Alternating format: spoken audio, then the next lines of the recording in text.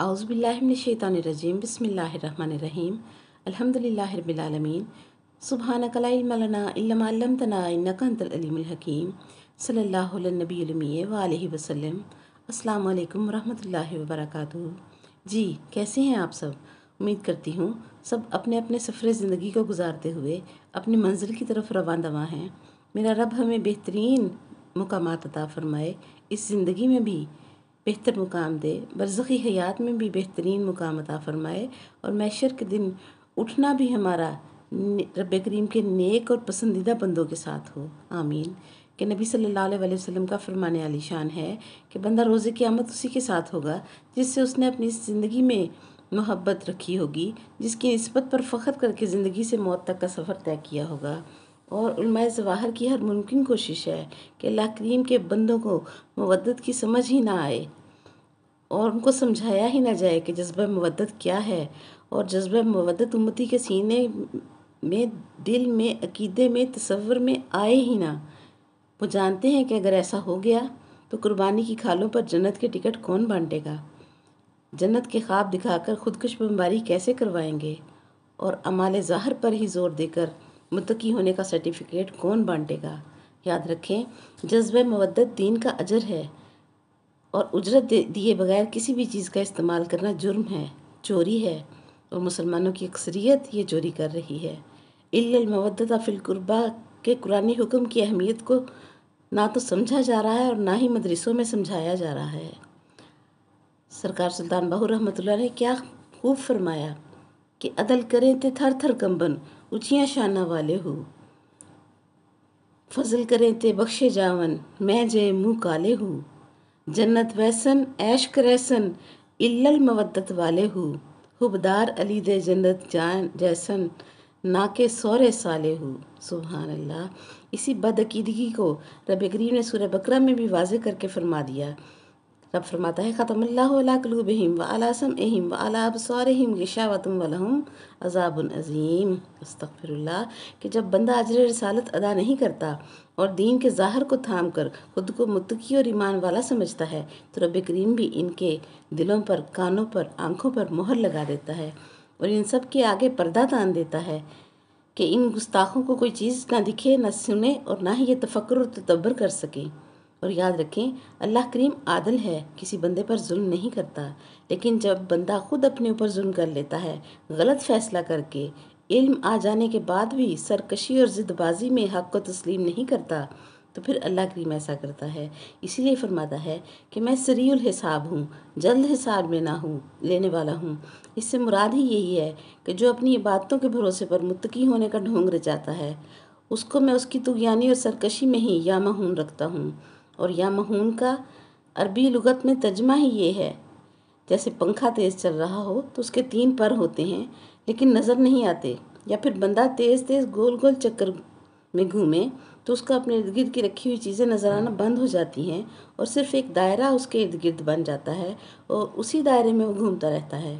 کچھ اسی قسم کی کیفیت قرآن بیان فرماتا ہے کہ فی طغیانہم یعمہون، نہ یہ رکیں گے، نہ انہیں نظر آئے گا کہ ہمارے ارد گرد کیا ہے، صوفہ ہے، کرسی ہے، میز ہے، دیوار ہے، بس یہ گول اپنی سرکشی میں اپنے ہی دائرے میں پھنسے رہتے ہیں۔ الیاذ باللہ۔ رب العزت ہمیں اپنی پناہوں میں رکھے۔ ایسے بدعقیدہ لوگ تو نبی کریم صلی اللہ علیہ وآلہ وسلم کے فرمان کو بھی نہیں مانتے کہ نبی صلی اللہ علیہ وآلہ وسلم نے فرمایا الا انبئکم بخیارکم، کیا میں تم کو ان لوگوں کی خبر نہ دوں جو تم سے بہتر ہیں، یعنی جزوی طور پر اس لحاظ سے بہتر ہیں، اے میرے صحابہ، کہ تم نے میرے معجزات دیکھ کر مجھے مانا ہے، اور اولیاء اللہ کی جماعت بغیر مجھے دیکھے اور خدا کے جلووں کو دیکھے بغیر مجھ پر ایمان لائیں گے۔ صحابہ کرام نے عرض کی قالوا بلا یا رسول اللہ، کیوں نہیں یا رسول اللہ صلی اللہ علیہ وسلم، آپ فرمائیے۔ تو آپ نے فرمایا خیارکم الذین اذا رؤوا ذکر اللہ، جب تم میں کوئی ان کا چہرہ دیکھے گا تو اسے دیکھتے ہی اللہ کی یاد آ جائے گی، وہ بہترین بندے ہوں گے۔ پھر عرض کی من ہوا؟ صحابہ کرام نے جب سوال کیا تو نبی پاک نے فرمایا وَهُوَ اولیاء اللہ، وہ اولیاء اللہ کی جماعت ہوگی۔ سرکار دو عالم صلی اللہ علیہ وسلم اپنے صحابہ کرام کو عظمت اولیاء بیان فرما رہے ہیں، اور آج کا نام نہاد مسلمان اور عالم اولیاء اللہ کے خلاف زبان دراز کرتا ہے اور پھر بھی خود کو امتی سمجھتا ہے۔ تعجب ہے کہ ان تحبط اعمالکم وانتم لا تشعرون کی زد میں ہیں اور پھر بھی خود کو صحیح اور کامیاب سمجھ رہے ہیں۔ جب صحابہ کرام نے پوچھا کہ من اولیاء اللہ، تو رسول اللہ صلی اللہ علیہ وسلم نے فرمایا کہ جب تم ان کو دیکھو تو تمہیں اللہ یاد آ جائے، اللہ یاد رہ جائے۔ مصطفیٰ کریم صلی اللہ علیہ وسلم نے ولیوں کی عبادتوں کو نہیں بیان کیا، یہ نہ کہا کہ وہ نمازی ہوں گے، یہ نہ کہا کہ بہت روزے رکھنے والے ہوں گے، یہ نہیں فرمایا کہ تبلیغی دورے کرنے والے ہوں گے، نہ ہی فرمایا کہ اولیاء اللہ لمبے کرتے اور ٹخنے تک پائنچا رکھنے والے ہوں گے یا سر منڈوانے والے ہوں گے، بلکہ قربان جائے مصطفیٰ کریم صلی اللہ علیہ وسلم کے علم غیب پر کہ فرمایا عبادت ولیوں کی شان نہیں بلکہ اولیاء اللہ کے چہروں کو ولایت کی نشانی قرار دیا۔ معلوم ہوا چہرے کی بھی تاثیر ہوتی ہے، ولی کی ولایت بھی اس کے چہرے پر ظاہر ہوتی ہے اور شریر کی شرارت بھی اس کے چہرے پر ہی ظاہر ہوتی ہے۔ ولی کی کرامت ہی یہ بیان فرمائی کہ ولی کا چہرہ دیکھو تو اللہ کریم یاد آ جائے، عمل دیکھو تو آخرت کا یقین آ جائے، اور اس کی بات سنو تو اس کے بات سننے میں تمہارا اپنا کوئی نہ کوئی مسئلہ حل ہو جائے۔ اللہ اکبر! یہ ولیوں کی شان نبی کریم صلی اللہ علیہ وسلم نے بیان فرمائی۔ نور مصطفیٰ کریم کا انکار اور نور نبوت کا انکار علم کے ہوتے ہوئے ہونا حیرانی کی بات نہیں ہے۔ یاد رکھیں قرآن پاک ارشاد فرماتا ہے یا اہل الکتاب قد جاءکم رسولنا یبین لکم کثیرا مما کنتم تخفون من الکتاب ویعفو عن کثیر۔ اللہ کریم نے واضح کر دیا نبی صلی اللہ علیہ وسلم کے نور کی عظمت کا منکر ان پڑھ یا سیدھا سادہ انسان نہیں ہو سکتا۔ یا اہل کتاب ارشاد فرما کر واضح کیا کہ پڑھے لکھے لوگوں تم پڑھ لکھ کر بھی بے ایمان ہو، ان پڑھ نور مصطفیٰ کریم صلی اللہ علیہ وسلم کا منکر ہو ہی نہیں سکتا۔ آج کے دور کا المیہ بھی یہی ہے کہ لوگ کہتے ہیں فلاں بہت پڑھا لکھا ہوا ہے اور نور مصطفیٰ کریم کا انکار کر رہا ہے، تو کوئی تو وجہ ہوگی جو قرآن نے 1400 سال پہلے ہی مہر لگا دی کہ بغل میں کتاب لے کر چلنے والے پڑھے لکھے لوگ نور مصطفیٰ کریم ان کی عقل میں سما ہی نہیں سکتا۔ اور اہل کتاب میں جتنے بھی پڑھے لکھے عالم تھے، راہب تھے عیسائیوں اور یہودیوں میں، وہ تورات و انجیل میں جس نور کا ذکر تھا وہ نور جب آ گیا تو انہوں نے اس نور کی غلامی نہ کی، تو اللہ کریم نے بتا دیا کہ بے ایمانی اور علم کا پرانا ساتھ ہے۔ شیطان بھی بڑا عالم تھا اور بے ایمان بھی تھا، علماء یہود بھی بہت بڑے عالم بھی اور بڑے بے ایمان بھی، مرزا قادیانی بھی عالم بھی اور بے ایمان بھی۔ اس لیے معلوم ہوا کہ علم کے ہوتے ہوئے بے ایمانی ہوتی رہی ہے۔ نور مصطفیٰ کریم کا انکار علم کے ہوتے ہوئے ہوتا رہا ہے، یہ حیرانی کی بات نہیں ہے کہ یاد رکھیں علم ذریعہ ہدایت ہے، بذات خود علم ہدایت نہیں ہے۔ اگر علم خود ہدایت ہوتا تو جس گھڑی شیطان کافر ہوا تھا اس کا علم بھی اس سے چلا جاتا۔ کراچی جانے کا ٹکٹ علم ہے، خود کراچی علم نہیں ہے۔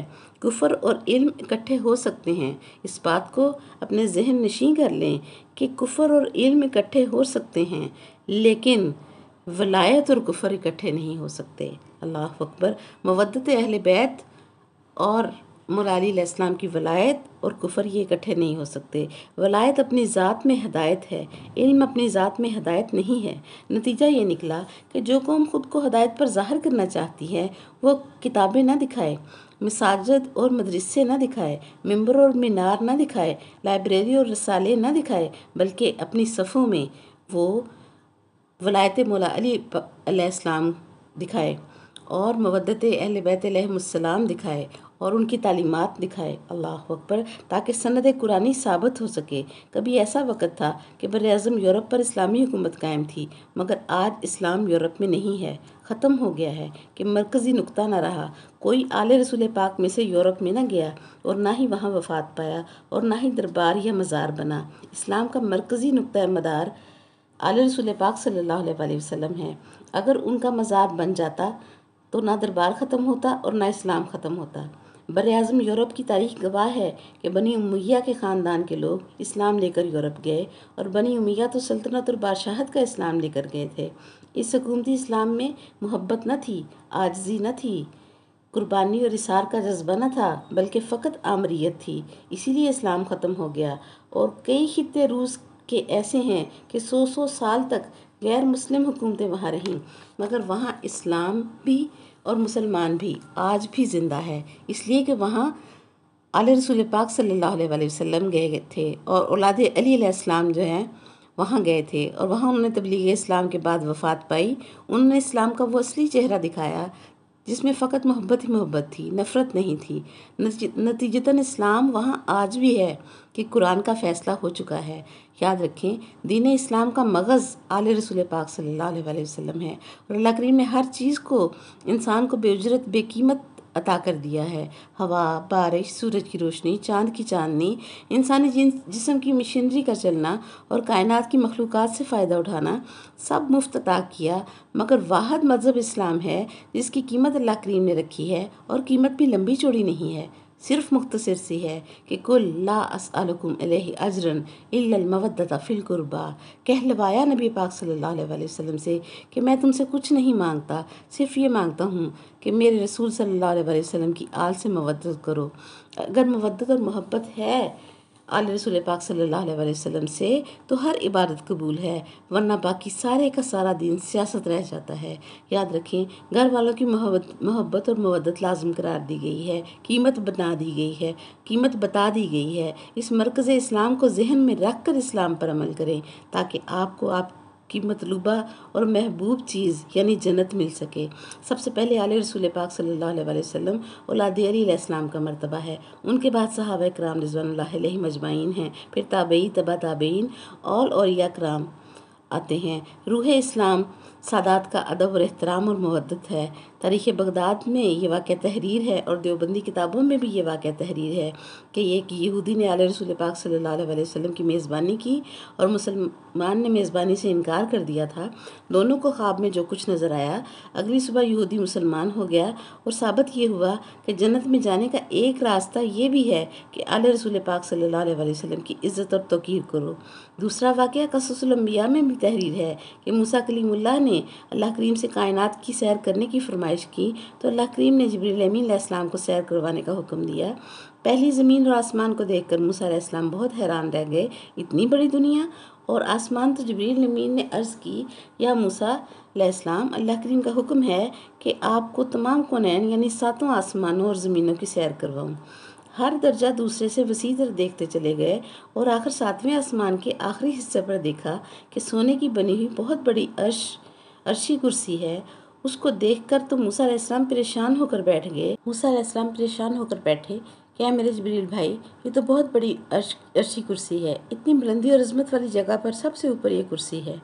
تو جبریل امین نے عرض کی کہ اللہ کریم فرماتا ہے کہ اے جبریل، موسیٰ علیہ السلام کو بتا دو کہ اس کرسی سے افضل وہ جگہ ہیں جہاں میرا نبی صلی اللہ علیہ وآلہ وسلم دفن ہوگا، اور جہاں جہاں ان کی آل پاک دفن ہوگی۔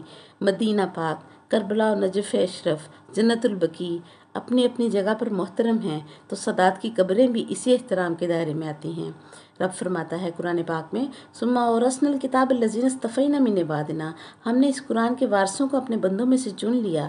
وارث کی صفات کیا ہیں؟ وارث ہمیشہ ورثے سے افضل ہوتا ہے۔ جو بندہ بھی مرتا ہے 2 چیزیں چھوڑ کر مرتا ہے، ایک بولنے والی، ایک نہ بولنے والی۔ بیٹا بولنے والا وارث ہوتا ہے، اور مکان اور دکان نہ بولنے والا ورثہ ہوتا ہے، اور وارث ورثے سے افضل ہوتا ہے۔ تو نبی پاک صلی اللہ علیہ وآلہ وسلم نے حدیث ثقلین میں فرمایا، انی تارک فیکم الثقلین، سبحان اللہ، میں اپنے ترکے میں 2 وارث چھوڑے جا رہا ہوں، ایک قرآن جو نہ بولنے والا وارث ہے، اور ایک اہل بیت اطرتی، اہل بیتی بولنے والے میرے وارث۔ اب قرآن کی سمجھ بھی بولنے والے وارثوں کے ساتھ لگ کر ہی آتی ہے، ان کے بغیر، ان کو چھوڑ کر۔